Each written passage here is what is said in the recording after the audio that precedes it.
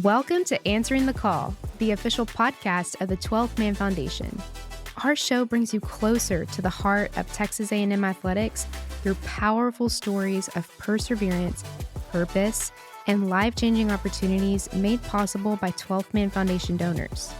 From student athletes and coaches to former students and dedicated staff, you'll hear firsthand how donor support shapes the lives of Aggie student athletes in competition and beyond. Whether you're a lifelong Aggie or simply curious about what makes Texas A&M so special, you're in the right place. Let's dive into today's episode. Howdy, and welcome back to another episode of Answering the Call, the official podcast of the 12th Man Foundation. I'm your host, Ivy Robinson, and today I am in studio with Aggie Soccer head coach, Bobby Shuttleworth. Coach, thank you so much for being here and welcome to the show. Yeah, thank you for having me. You were hired as Aggie Soccer's second head coach in program history in December of 2025. I've got to know, how are you liking Aggieland so far? How has it been treating you? Yeah, it's been amazing. I feel like the second I stepped on campus, I could feel the energy and the positivity, and everyone's been so friendly. The people here are amazing, and I feel like pretty quickly you could tell this is a special place. Absolutely. Has anything surprised you about College Station? Was there anything that was a big adjustment when you moved here? I wouldn't say anything that's a big adjustment. It's bigger than I thought it would be. The campus is big. So I thought, that was something that surprised me a little bit. I had been here previously in 23, but didn't get to see much of the campus. So it's impressive. Yeah. It's a really, really nice place. When y'all were here, when you were a part, obviously you came from Florida State, you were an assistant coach there, but when you came in 2023, what were your impressions of Ellis Field and the 12th Man, during that game? Yeah, we played them the first game of the year, and knowing there's, not many students on campus, and sometimes you play those games and it's not, there aren't a lot of people at the games, but it was good. The environment was really, really good, and there were a lot of people at the game, and was very impressed with just the environment as a whole, and it was a difficult place to play. So when I was kind of going through this process, that was in my brain that this is a tough place to play, and there's obviously a lot of history of success at this program, and it's what made it so appealing. Yeah, that's awesome to hear. Before we kind of dive into the soccer heavy questions, I've got one more kind of fun question for you, but what is something you think people would be surprised to know about you outside of soccer? Well, I think when I played, it was pretty intense on the field. And I think as a coach, I can be pretty intense at times as well. But off the field, I'm a pretty laid back guy, pretty calm, easy to get along with. So it's kind of as if when the game starts, it's almost as if a switch happens, and then it's two different people almost. Yeah. Would you say that's always been like how you are as a competitor, just your whole life? Yeah. Yeah. And I think as I've gotten older, it's, I've become probably a little bit more laid back off the field as well. But definitely when I was a player, it was two different things for sure. Well, speaking of, kind of your path in the game of soccer, let's go back to your childhood. I know you grew up in Tonawanda, New York. Mm-hmm. Tell me about, growing up there, and then what first drew you to the game of soccer in the first place? Did anyone inspire you or encourage you to play that game? My mom kind of just asked me, we were at the YMCA and there was a bunch of flyers on the wall, and she kind of asked me, okay, what do you want to play? And I remember just picking out soccer. So that's kind of how it happened, how I started doing it. And then quickly picked up, I was a goalkeeper when I played, and started off, I was pretty good at it. So I think having that kind of success made me want to play more. Mm-hmm. So, I grew up playing club soccer in the Buffalo area, and then went to college at the University of Buffalo and played for 3 years there. And then I ended up leaving early to go play with New England Revolution. So it probably started when I was 5 years old. And kind of took it all the way through. And that sport was always the focus for you once you started playing? Yeah, I played a few other sports, especially in high school. I played basketball, but primarily was focused around playing soccer. How do you think your college experience shaped your identity as a goalkeeper and a competitor? Yeah, I had an amazing college experience. I had teammates that I'm still friends with now, and we had some successful years for the program there, and I had a really, really positive experience in college. And I think it helped me a lot as a player, and obviously put me in a position to be able to play professionally. So very grateful for that. And then when I went to play professionally, it was kind of like starting all over again and having to build that and learn all the new things. Yeah. Was the goal always for you to, at what point in your life did getting that opportunity to play in college become like a goal for you?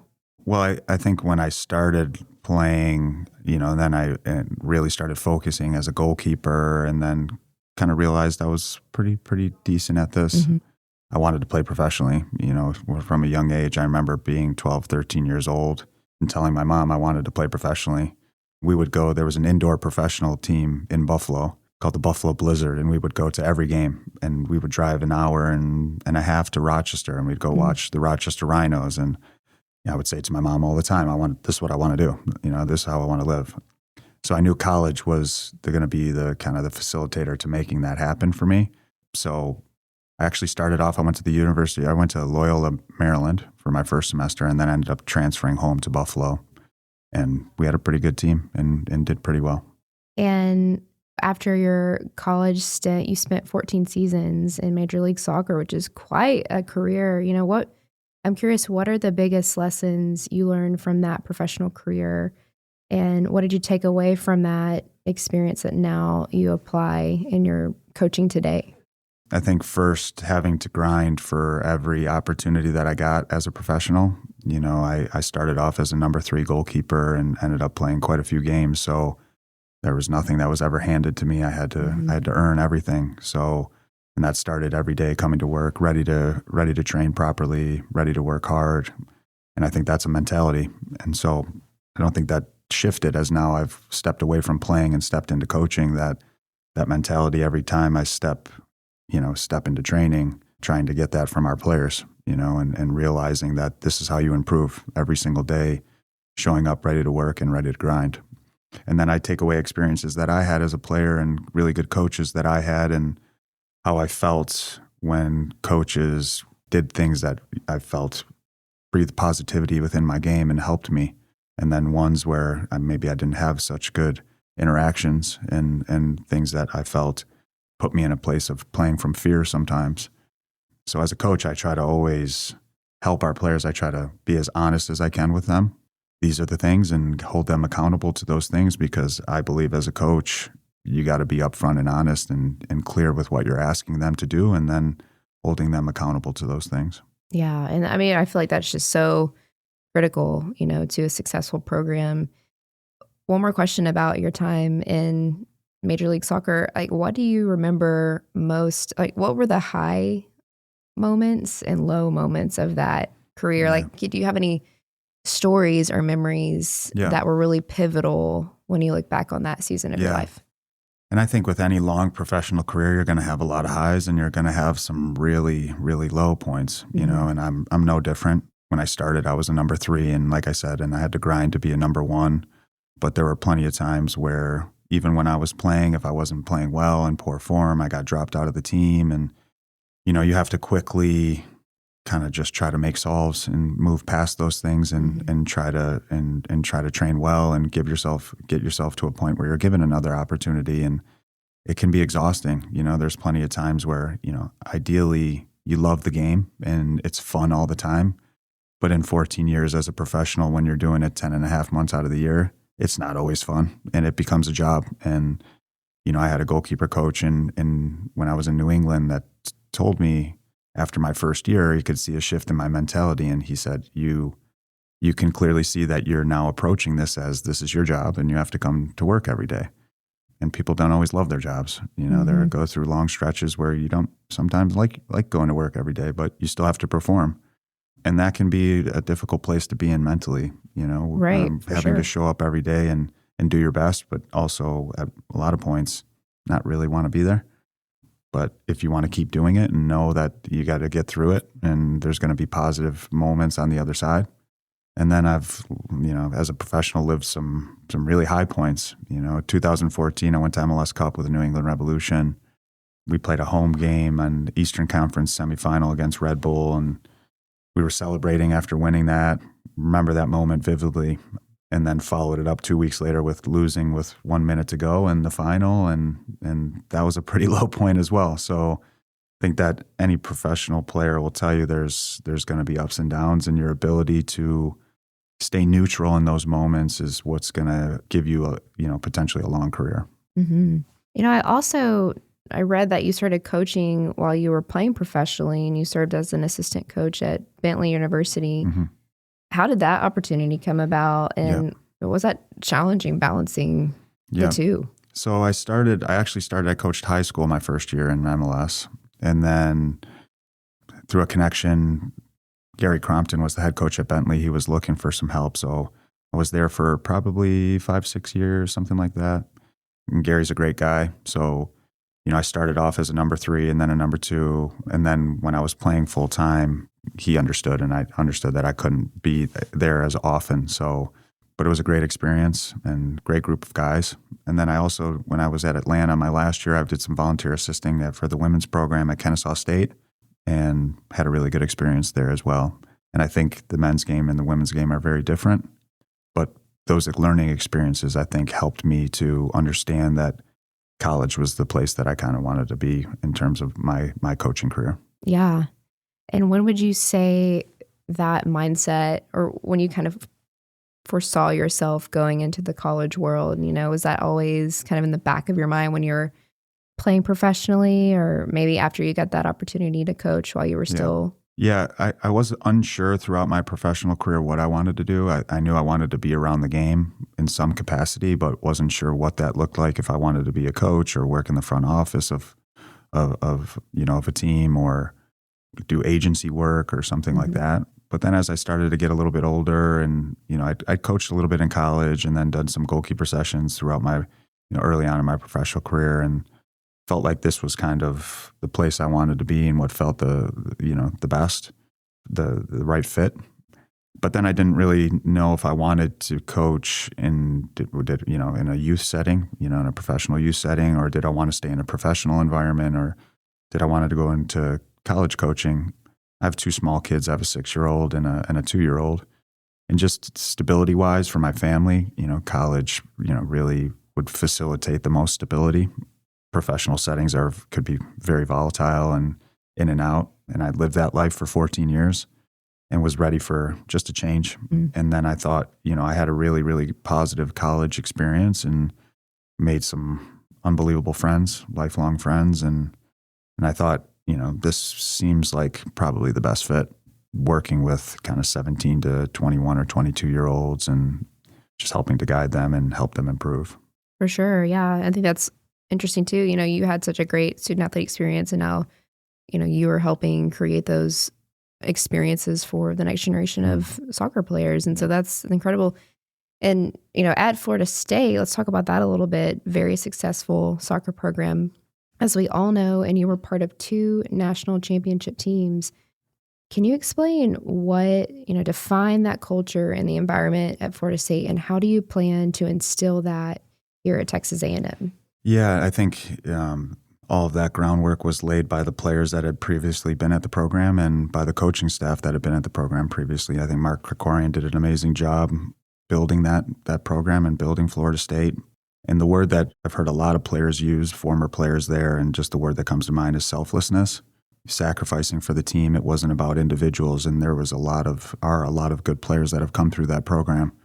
But it's never about the individual. It's never about one single player. It was always about the team, and how are you going to sacrifice on and off the field to put the team first. And that's throughout my time there. Could clearly see that was the case. And then, speaking to staff that had previously been there, and that seems to be how it always has been. And I think that's what builds culture.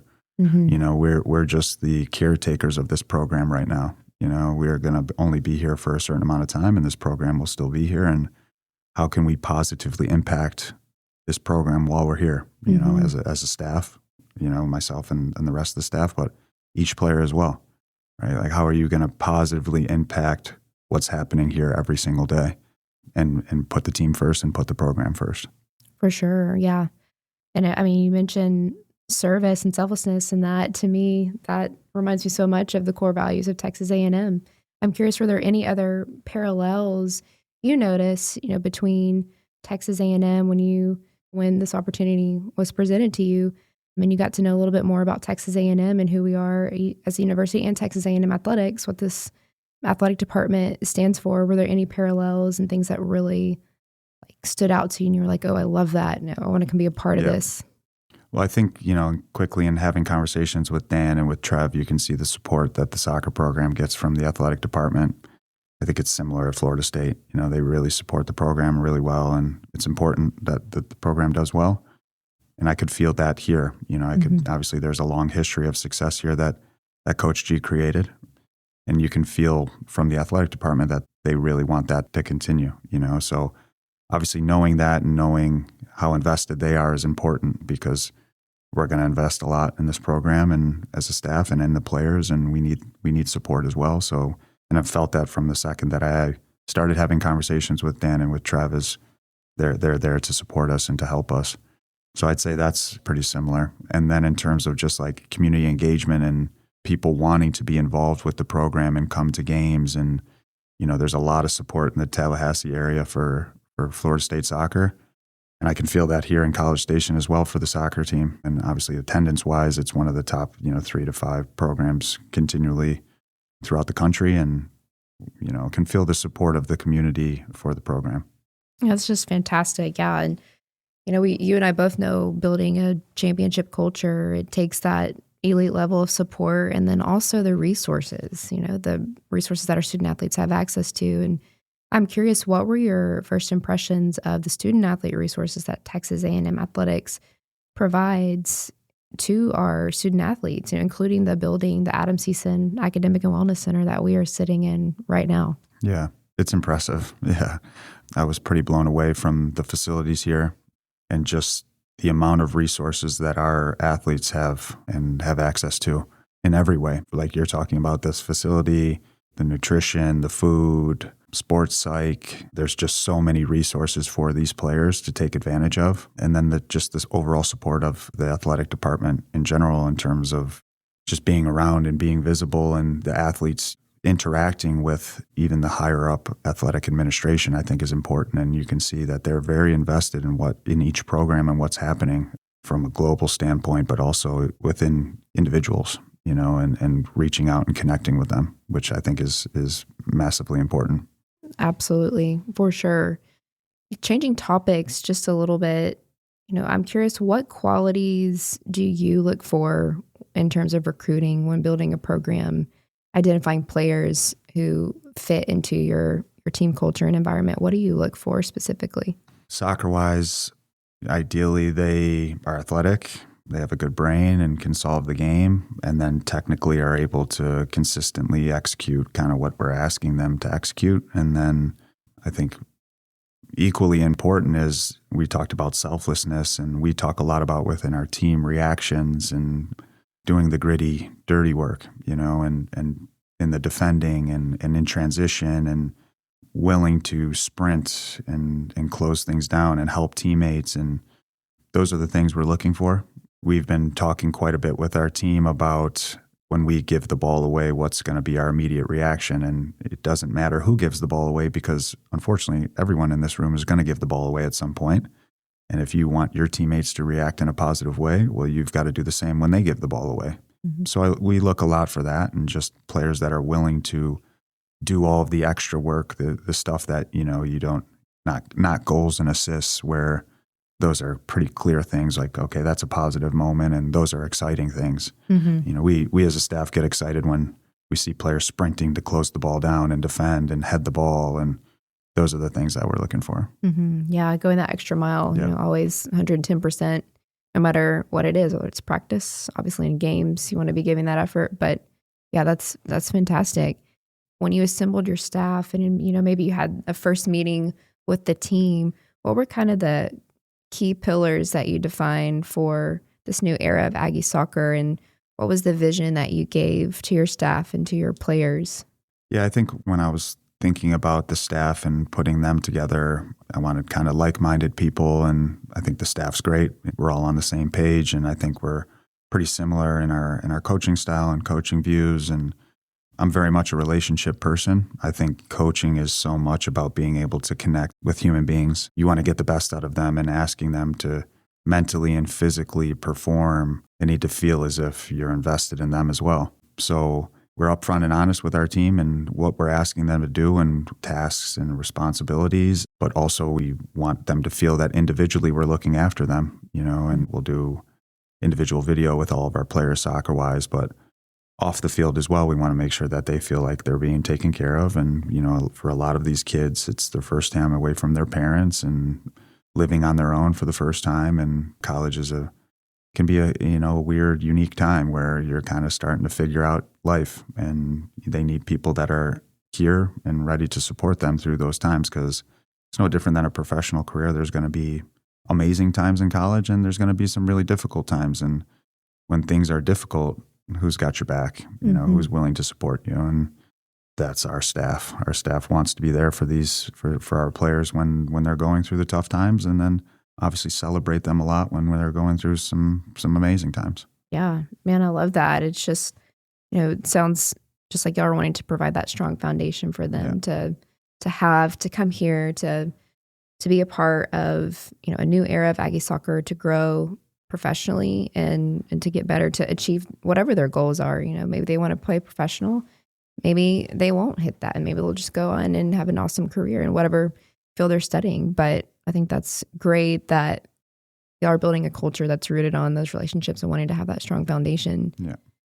Out now as head coach at Texas A&M, you have taken over this storied program of Aggie soccer. What excites you the most about building the next era, and what do you hope to continue in the legacy that Coach G has left here? Yeah, I think obviously Coach G did it here for a very long time at a very high level. So, there's definitely stepping into big shoes, and aware of that when I took this job, and just hoping to continue that success and continue to build. And we want to continue to win games, win championships, and we want to help players play professionally if that's their goal. We want players at this program that want to behave and play like pros. And then, within our staff, we have a lot of professional experience.